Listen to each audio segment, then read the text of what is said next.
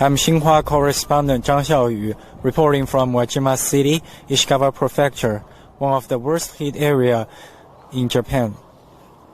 Behind me is the Wajima morning market, one of the 3 biggest morning markets in Japan.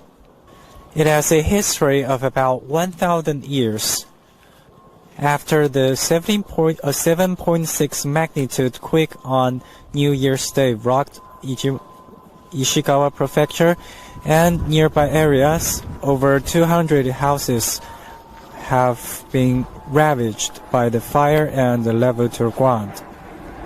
The central Japanese prefecture of Ishikawa reported 82 deaths and 80 were still missing. Japanese Prime Minister Fumio Kishida urged officials to mobilize all available resources to maximize life-saving efforts and lifeline supply within the first 72 hours of the disaster at a meeting of the Emergency Disaster Response Headquarters on Thursday. A series of strong earthquakes, with a major one of 7.6 magnitude, on Monday struck at a shallow depth in the Noto region of Ishikawa.